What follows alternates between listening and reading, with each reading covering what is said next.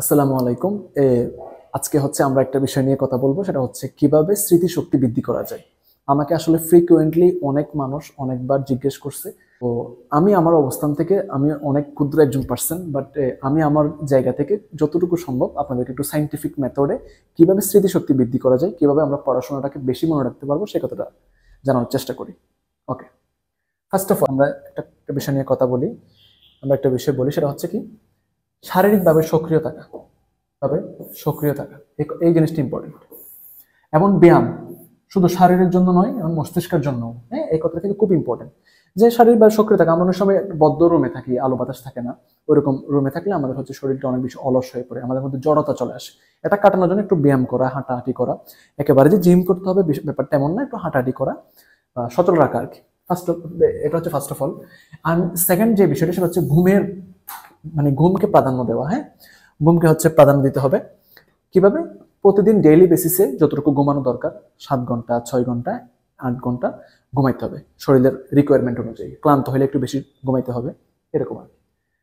মননশীলতা অনুশীলন করুন। হ্যাঁ, মননশীলতা একটু অনুশীলন করলে স্মৃতিশক্তিটা বাড়ে। দেন একটি মস্তিষ্ক স্বাস্থ্যকর কি কান? খাদ্য কান। এর পাশাপাশি মেমোরি এইড ব্যবহার করুন। মেমোরি এইড বা মেমোরি সহায়ক অনেক কিছু আছে, যেমন মনে করা ছন্দ আকারে মনে রাখলে অনেক ইজি হয় অনেক ব্যাপারগুলো। তাহলে পড়াশোনার ক্ষেত্রে ছন্দ আকারে পড়ার একটু চেষ্টা করা আর কি। আপনার মস্তিষ্ককে চ্যালেঞ্জ করুন। আমি মস্তিষ্ককে চ্যালেঞ্জ ছুটে দিন যে আমি 1 ঘন্টার মধ্যে এই পড়াটুকু শেষ করবো, তাহলে ইনশাল্লাহ, হ্যাঁ, আল্লাহ তাআলার রহমতে আপনি পারবেন। হ্যাঁ, একটু চ্যালেঞ্জ নিয়ে পড়া।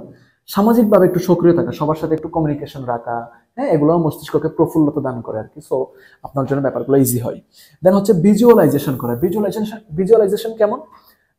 অ্যাজ ফর এক্সাম্পল, আপনি পড়তেছেন যে কোন একটা বিষয় বা কোন একটা জায়গার নাম পড়তেছেন। মনে করেন আপনি পড়তেছেন যে বাংলাদেশের কোথায় সবচেয়ে বেশি আম উৎপাদিত হয়। হ্যাঁ, বাংলাদেশের সবচেয়ে উষ্ণ অঞ্চল, উষ্ণ অঞ্চল কোনটা, একটু মনে মনে ভিজুয়ালাইজ করতেছেন যে হ্যাঁ, আম উৎপাদন হচ্ছে উষ্ণ অঞ্চল, সেখানে অনেক গরম লাগবে। সো এরকম আর কি, ব্যাপারগুলো একটু ভিজুয়ালাইজ করা। আচ্ছা, আরেকটা বিষয় আছে। হ্যাঁ, এই বিষয়গুলো সাইন্টিফিক্যালি কিছু মেথড, স্মৃতিশক্তি বৃদ্ধি করার উপায়। হ্যাঁ, আর কিছু বিষয় আছে।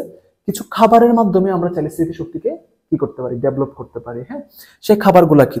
খাবারগুলা কি দেখি আমরা একটু।